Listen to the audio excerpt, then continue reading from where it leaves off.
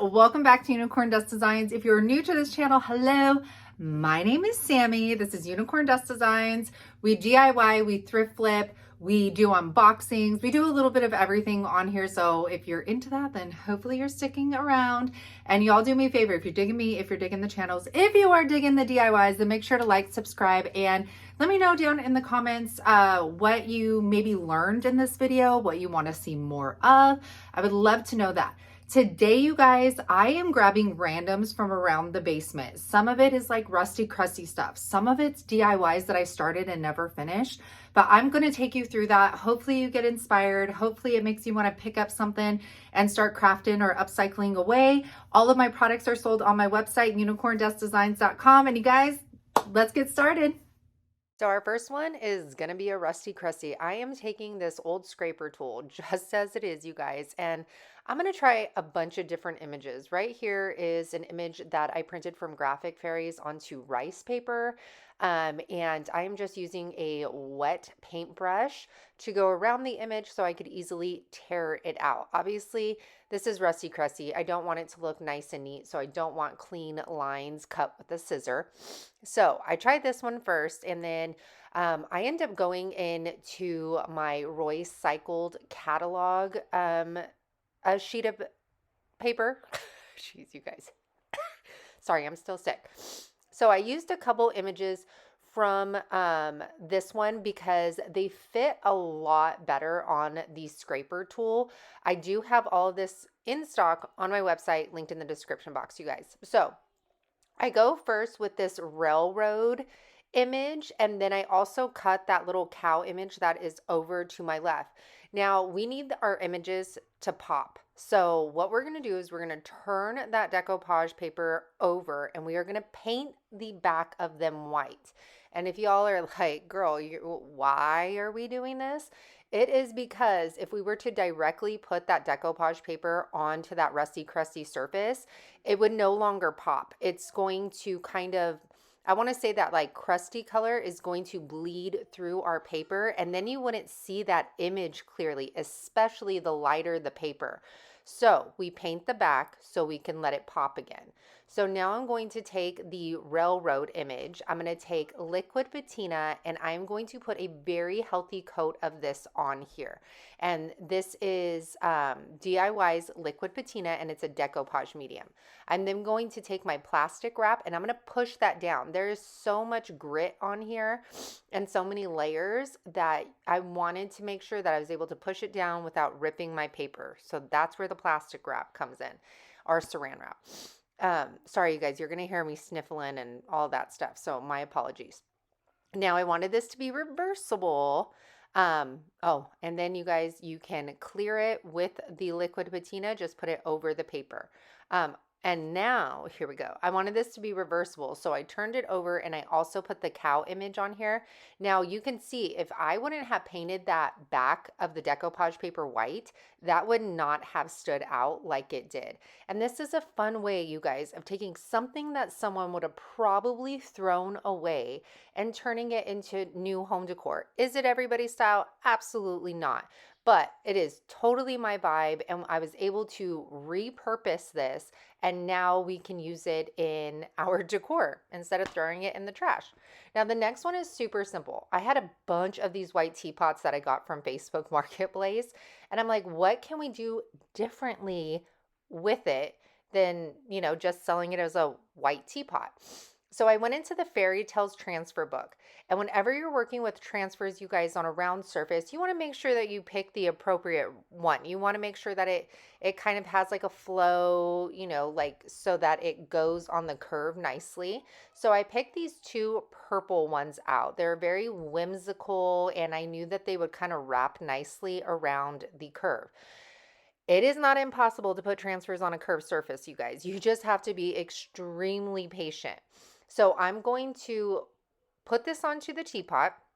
I did clean it beforehand, and it does help if you're a beginner to use painter's tape. It looks like I had it on my finger and then I tossed it to the side to hold one of the sides down.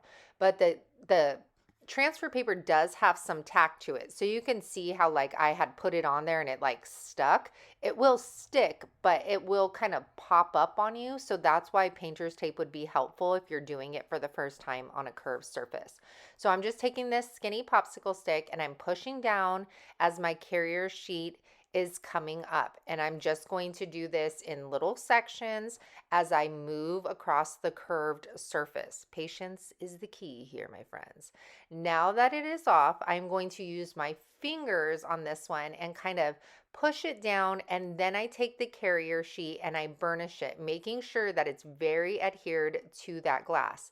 You can buff the transfers out with some clear wax if you're worrying about it being sealed. However, I'm not, because it is Fine. So I have like mine. I don't know why I didn't just decorate mine, you guys, but I have this one, and unfortunately I couldn't find Dollar Tree ones, so this one's like way too like tall. It's like one of these. So I have to keep the lid off of it until it dwindles down. But yeah, so this is like mine, and I use it all the time, and it makes it so much easier to pull the twine out, and it's cute to put on your little craft desk. So yeah, so that is the vision for this one. So just to show you, I'm gonna wrap some up and then put it in there, and you have yourself this cute little twine holder. Or if you just want it like that, you could use it like that too, right? We're just going to take the one that we have. This is actual twine, I think, from Dollar Tree, and this fits so much better into the teapots, you guys. You just pop that in, string your twine through the spout of your teapot, and then twist it back up if you need be. And it is so cute.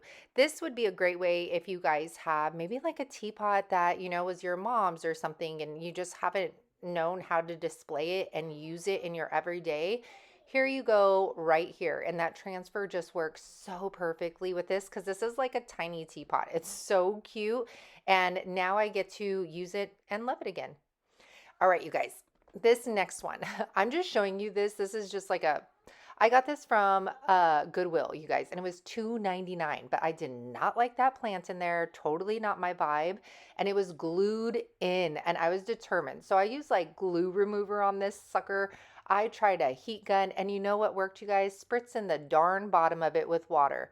And you'll see right here, I don't show you the whole process because it was a long one, but I finally spritz water on there, and then this thing just pops off. Maybe it was like a, you know, a combination of all the things that I did, but it finally pops off, and I rip out the plant and I reuse it for a Christmas tree. So I kept this in here because I wanted to show you, just because something comes one way at the thrift store or let's say whatnot, it doesn't mean it has to stay that way. You can make it your own. You can deconstruct it just like I did here. I put a Christmas tree in here, wound up the fairy lights that are attached to it. And now my friend Amy ended up buying this on Vintage Wars, but she can easily pop that Christmas tree right out, and she could put florals in it. She could do whatever. She could even use the top of the cloche for a different base if she chooses to. So I just thought I would show you that. Okay, you guys, the next one are these two birds. I honestly think that I did these in a live like a long time ago. I used salt wash and cake batter, and I covered the horrible coloring that was on them originally. And now I'm going to take Farm Fresh and I'm going to put it over our salt wash concoction. You guys have seen me do this before, and it was kind of nice going back to basics here on my DIY paints. But this is a fun way of getting texture and then adding depth to a rather bland, maybe like plain project. So again, like I said, I used cake batter, mixed it with salt wash, allowed that to dry, and now I'm putting Farm Fresh over it. If you guys are new to DIY paints, I wanted to mention that how they look in the bottle is going to be different than how they look when they dry. They dry down to be a lighter shade. So you could see right here, The bird on the right is wet paint. The bird on the left is a light paint. When I first started using DIY paint, that completely threw me off. So I just wanted to show you how beautiful that dries down. And all of these are in stock on the website. Now we're going to take a wet paper towel. You could also use a cloth, and we're going to wet distress it. So, oh, this is actually a baby wipe. So I am just going over all of that texture with the baby wipe, and it's going to start showing that beautiful yellow color that we put on as our base. And this is where the like dimension comes in, and it's almost going to look like a stone textured bird that is kind of like weathering, and the multiple colors are starting to come through. And to seal our paint in, I'm going to use DIY's clear wax. Y'all, this wax is so buttery smooth. You have to try it. It lasts so long. You don't need a lot, and the finish is absolutely beautiful. So I'm going to let these dry overnight so that my wax cures. And then once they are dry, here we go. Look at how gorgeous these are. I really wish I had the before pictures of these because they were not cute. But you can see right there, see all that texture from the salt wash. You could see the different layers. You could see that yellow coming through. And you could do this with as many colors as you want. It's just you're going to have to push a little harder with your wet cloth. But I love this upcycle.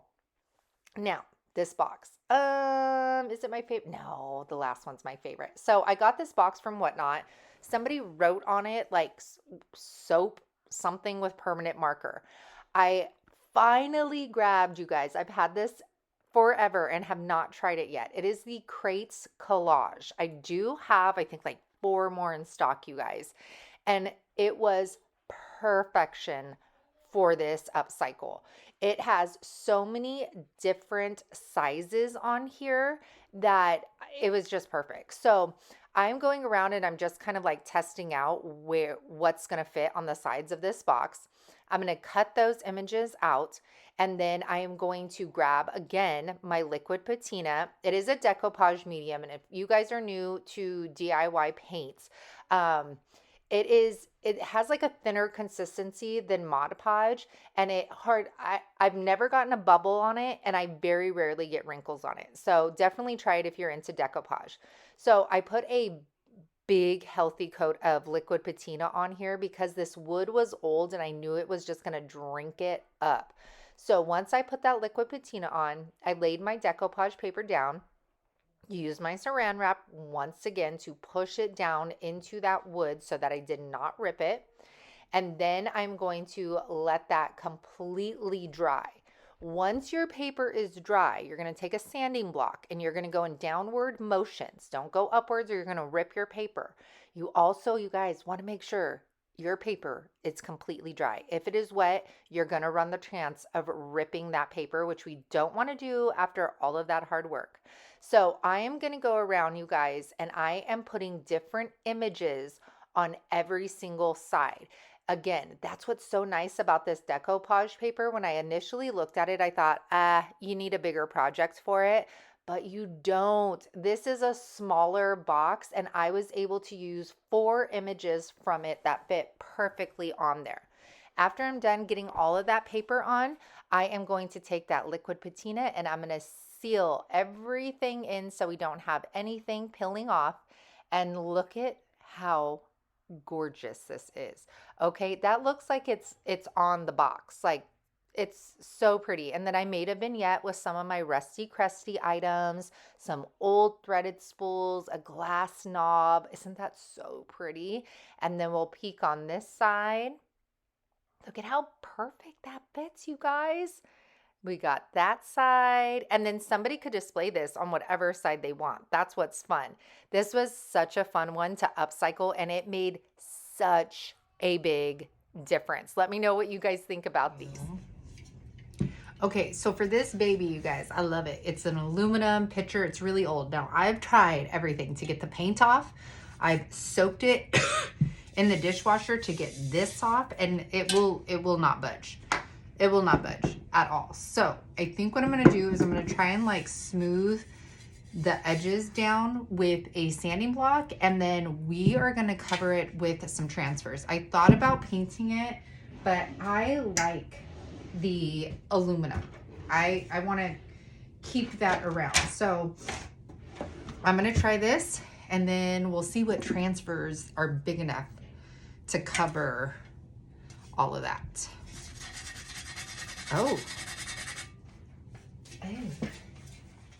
I'm going to take this transfer. This is the last sheet of this transfer. You guys, I don't know how to pronounce the name to this, so I'm just going to tag it for you guys, and it is available on my website. But it comes with 4 sheets, and I've used the other 3 sheets on some projects. This is the last one, and it fit perfectly. It was able to cover all of that writing that was in paint that I could not get off, and I cleaned everything. And then I just eyeballed the middle here. Now this one was a little difficult because I did not take into consideration how it dips down towards the top. So I was like, oh man, this one's going to be a little bit more challenging than I thought. So I used painter tape on the opposite side. And then I start using my little scraper tool that comes with your transfers. And I'm pushing down as I'm pilling up. And once I get to that top where it curves, this is where you have to have the patience. You have to go in sections. You can see that I got those scissors and I started cutting down my transfer to create manageable sections that I could push down. This is what's nice about these transfers, you guys, is that like yes, I'm cutting it up, but all I have to do is line that image up and you'll never know that like I had cut this into sections.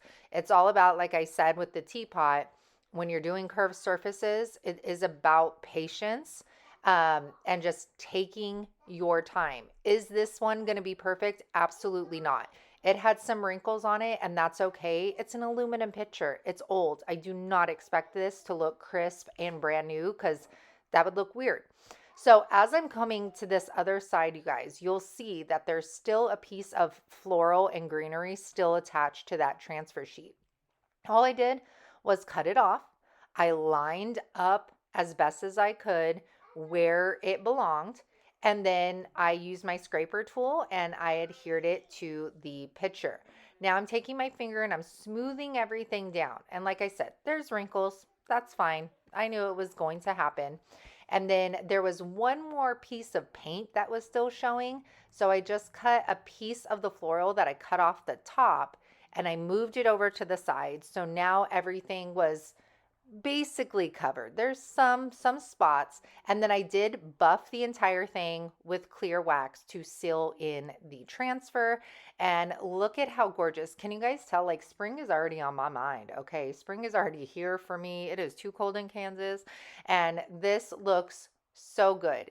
You can see, and I'll show you, see, you can see some of the lettering still in there, but it is not noticeable, and it was a great way of upcycling this picture, you know, getting rid of covering up those letters and being able to use it again in your decor. Okay, my friends, look at my beautiful nails my daughter did. Aren't they fabulous? Okay, so I wanted to take some stuff, like the randoms that like I found kind of like, not necessarily junk, but just kind of like random things. I don't know. All right, we'll see what I end up pulling. But I got these from my booth, not like my booth, but like Lewisburg Market Street, and I think they were like a couple dollars. That's so weird. This one like feels so much thicker than this one. Even the glass on the top is thicker, but they look exactly the same. Well, I got 3 of these, right? Here's 3. Yeah, that's so weird. This one's like way heavier than the rest of them. And I was like, what am I going to do with these? Like, what was my thing? And I knew I wanted to make them cloches. Beautiful shape for a cloche, but what was I going to put on the top? And then I was going through all of like my junky stuff, and I thought of doorknobs, you guys. For like the rusty, crusty lovers like myself, this is going to look so cool on a wood base, or there's so many different bases you can use for cloches. So I thought to myself, look at how beautiful these are. Like the details. Yes, this is going to show through the glass cloche, but I mean, I think that's even better because it shows that it's a doorknob, you know? And then look at this beauty, you guys. Look at that one. Okay, you might think like, okay, who cares? Look at, okay, so most of them come like this, you guys. This is, I get excited about silly stuff, but so usually they come like this, right?